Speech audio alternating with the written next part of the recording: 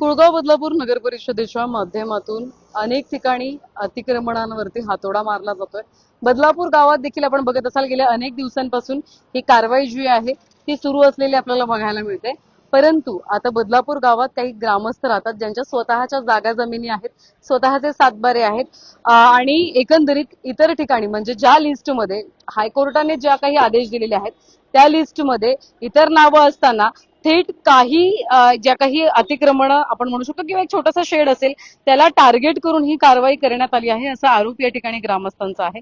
इथे आपण बघत असाल तर एक भंगाराचं दुकान होतं आणि एक पत्र्याचं शेड त्यावरती मारलं होतं. इथून जर तुम्ही बदलापूर गावात येत असाल तर एकंदरीत बरेच अशी अतिक्रमणं आहेत जी अद्यापही तोडण्यात आलेली नाहीयेत आणि इथे आल्यानंतर आपण बघत असाल तर या दुकानावरती कारवाई जी आहे ती करण्यात आलेली आहे. आपल्यासोबत ते ताई असतील ज्यांची ही जागा आहे. नेमकं काय झालंय, काय मागणी आहे, अधिक माहिती घेऊ. काय सांगाल, नेमकं दुजाभाव वाटतोय का कारवाईमध्ये नगर परिषदेत? नमस्कार. मला एवढंच सांगायचंय की गेल्या 2 महिन्यापासून अतिक्रमणासाठी जे काय तोडफोड चालू केलेली त्यांना तुम्ही मुदत दिली होती की आम्ही तोडायला येतोय किंवा तुम्ही तुमचं दुकान काढून ठेवा किंवा काय करा. यावेळेला त्यांनी असं काही न करता डायरेक्ट आमचं दुकान जे 7 आमचे गाळे होते ते ऑलरेडी आम्ही 2 महिन्यापूर्वी काढून ठेवले होते आणि हा एकच गाळा होता भंगाराचा जो आम्ही 2 वेळा काढून पण ठेवला होता. पण नंतर नगरपालिकेमध्ये आम्ही परमिशन घेतली होती, त्यांना आम्ही अर्ज दिले होते पण त्यांनी आम्हाला काही परमिशन दिली नाही. ते म्हणाले की तुम्ही प्रोसेसनुसार जा, परमिशन घ्या आणि तुमचे काय गाळे ते चालू करा. त्याच्यानंतर आज अचानक येऊन त्यांनी गाळ्याची तोडफोड केली. पण माझं म्हणणं असं आहे की तुम्ही नदीवरनं येताना जेव्हा बदलापूर गावामध्ये एंट्री करता नदीच्या आजूबाजूला पण बरेच गाळे आहेत जे अतिक्रमणासाठी तुम्ही त्यांच्या यादीमध्ये लिस्टमध्ये नाव आहे. माझ्याकडे यादी आहे, याच्यामध्ये प्रत्येक यादीमध्ये त्यांचं नाव आहे. तुम्ही त्या याद्यामधली गाळे न तोडता डायरेक्ट बदलापूर गावातला हा गाळा तोडला, याचं कारण काय?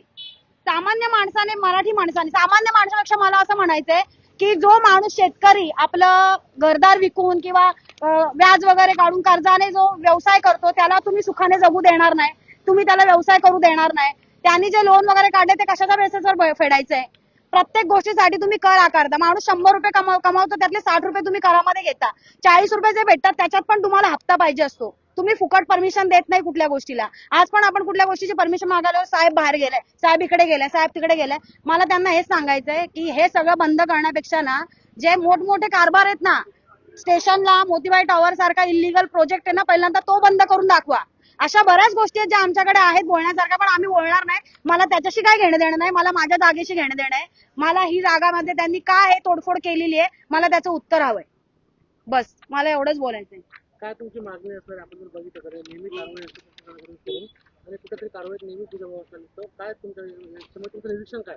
माझी मागणी एवढीच आहे की माझी ही जी जागा आहे ना, इथे मी भाजीपाल्याचा व्यवसाय म्हणजे सोमवारचं मार्केट असं आम्ही लावत होतो, जिथे बऱ्याच गावातल्या लोकांना, माझ्या आजूबाजूला एवढी लोक आहेत ना, एवढे जे गाव आहेत त्यांना ते सोपं पडायचं भाजीसाठी किंवा त्यांना स्टेशनला जाऊन येणं जाणं परवडत नाही. त्यांना इथे ते मार्केटमध्ये येणं आणि व्यवसाय करणं किंवा ते सोपं जातं, भाजी स्वस्त मिळते. बऱ्याच लोकांची मागणी आहे. आम्ही त्याच्यासाठी पण त्यांना परमिशन मागितली पण ती पण त्यांनी दिली नाही. तो पण त्यांचे बाजार आमचा बंद केलेला आहे. आमचा पूर्ण घरातला इन्कम सोर्स त्यांनी बंद केलेला आहे. मग आमचं घर कशावर चालणार आहे? एकतर त्यांनी आमच्या घरातल्या लोकांना नोकऱ्या तरी द्याव्या, नाहीतर आमचे व्यवसाय तरी चालू करून द्यावे, एवढीच माझी मागणी. आणि सांगणं एवढंच आहे की मी कोणाचं पर्सनली नाव घेणार नाहीये. जेवढे गाळ्यांची नावं आहेत या लिस्ट मध्ये जर त्यांनी त्या गाळ्यांची तोडफोड केली नाही जसे आमची केलेली आहे तर मी काहीतरी वरच्या लेवलला जाऊन काम करू शकते. माझी एवढीच मागणी. सगळ्यांना समान न्याय पाहिजे. कारण शिवाजी महाराजांच्या पुतळ्याच्या बाजूला जे काय गाड्या आहेत तिकडनं येताना जो काय पट्टा आहे किंवा नदीच्या इकडे आल्यानंतर जो हॉलचा पट्टा आहे किंवा या साईडला लेफ्ट साईडला राईट साईडला दोन्ही गाड्यांची नावं आहेत, त्याची तोडफोड का नाही केलेली आहे का ते का हटवलं नाही त्याचं पण उत्तर त्यांनी द्यावं. दादा, बदलापूर गावात अनेक आणखीन या ठिकाणी अनधिकृत बांधकामं आहेत ज्याच्यावरती अद्यापही कारवाई करण्यात आलेली आणि इथे एक आपल्या जो काही सातबारा आहे ग्रामस्थ तिथे कारवाई केली. यांची जी जागा 81 गुंठे, कालच साहेबांना आम्ही भेटून आलो नगर शासनाच्या दायगुडे साहेब बोलले का 81 गुंठे जागा आहे तुमची, तर त्याच्यामध्ये ज्यांची जागा याला घेऊन गेलेलो तर त्याला सांगितलं का 81 गुंठे जागेची प्लॅन पास करून घ्यायला लागेल. यांना भाजी विक्री करण्यासाठी, तिथं भाजी विक्री करण्यासाठी 7-8 दुकानं लावून यांची भाजी विक्री लावण्यासाठी प्लॅन पास करायला लागेल, जागा करून घ्यायला लागेल. प्लॅन पास जागा करायला ही 81 गुंठे जागा प्लॅन पास करायला आजचा तो खर्च जर यांच्याकडे असता तर तेही हे भाजी मार्केटच लावला नसता. याच्यातली यांना एक 5 2-4 हजार रुपये यांना मिळत होते. त्याच्यामधून त्यांचा उदरनिर्वाह होत होता घराचा.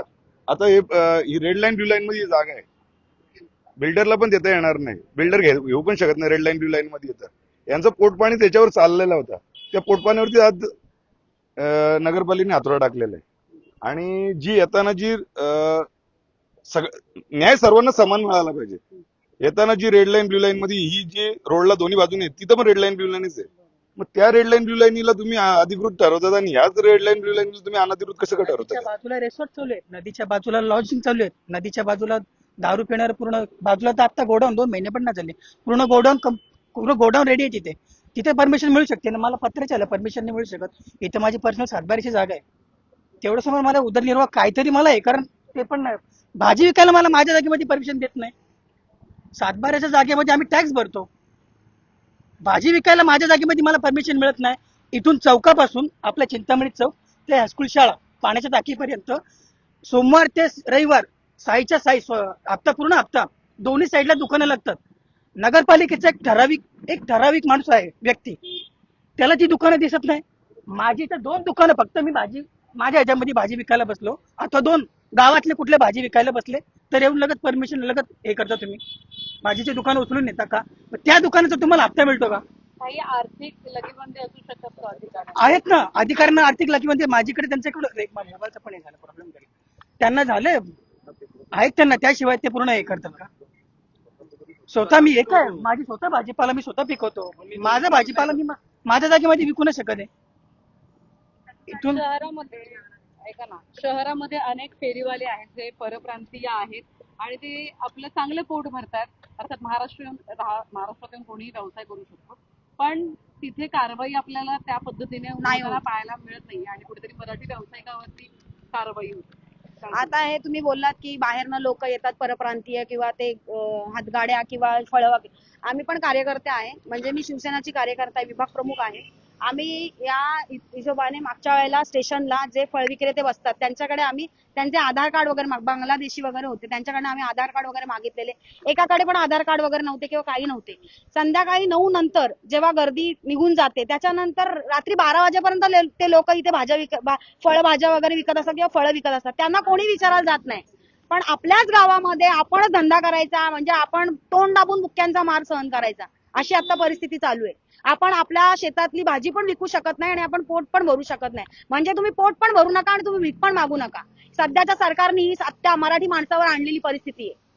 मी हेच बोल, इलेक्शन झाल्यापासून, इलेक्शनचा जसा निकाल लागलाय ना त्या दिवसापासून जो मराठी माणसावर हातोडा पडलाय, त्यांच्या पोट पाण्यावर मराठी माणसावर जो हातोडा पडलेला आहे ना, तो परत कधी ती भरपाई पण होणार नाही त्या गोष्टीची. कारण मराठी माणूस आता विश्वासच ठेवू शकत नाही या गोष्टींवरती.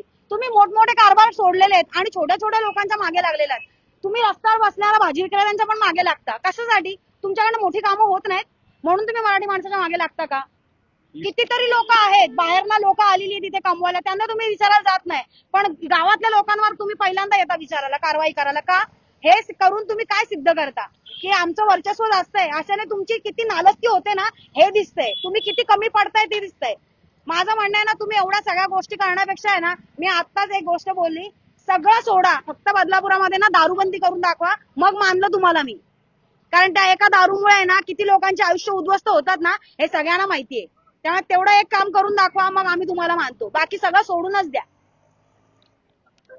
माझं एवढंच म्हणणं आहे मॅडम. बघा, नदीपासून इथपर्यंत माझ्या शेतापर्यंत जेवढ्या पण गाळ्यांची नावं आहेत इथे, तेवढ्या सगळ्यांवर तुम्ही कारवाई केली पाहिजे. आणि जर 2 दिवसात कारवाई नाही केली तर मग आम्ही आमच्या वरच्या लेवलला काहीतरी कारवाई करू. प्रत्येकाची पोट असते ना, प्रत्येक माणूस काही ना काही स्वतःचं पोट सांभाळायला करू शकतो. आजपर्यंत आपण शांत बसतो कारण आपलीच माणसं आहेत, जाऊ दे करून आपण सोडून देतो. पण आता स्वतःच्या पोटावर जर पाय येत असेल तर आता शांत बसू शकत नाही. आम्ही दुसऱ्यांसाठी भांडतो, मग स्वतःसाठी भांडू शकत नाही का? दुसऱ्यांना न्याय मिळवून द्यायला आम्ही मोर्चे काढतो, तर स्वतःच्या घरातल्यांसाठी हे करू शकत नाही का? करू शकतो. या लिस्ट मधली जर नावं जर त्यांनी 2 दिवसात याच्यावर कारवाई केली नाही तर आम्ही पण आमच्या लेवलला काम करू. अर्थात आपण बघत असाल तर बदलापूर गावात ही कारवाई करण्यात आलेली आहे आणि कारवाई करायची असेल तर दुजाभाव न करता सरसकट सगळ्यांवर समान कारवाई करा अशी मागणी या महिलेनं केलेली आहे. स्वतःची जागा आहे, स्वतःच्या जागेमध्ये केलेला हा भाजीपाला लावलेला आहे आणि ती भाजी सुद्धा विकू शकत नाही. सध्या अशी परिस्थिती आहे असं मत त्यांनी मांडलंय आणि कारवाई करत असताना सगळ्यांवर समान कारवाई करावी अशी सुद्धा मागणी त्यांच्या माध्यमातून करण्यात आली आहे. व्हिडिओ जर्नलिस्ट साहिल काळेसह श्रद्धा ठोंबरे, न्यूज टेक मराठी, बदलापूर.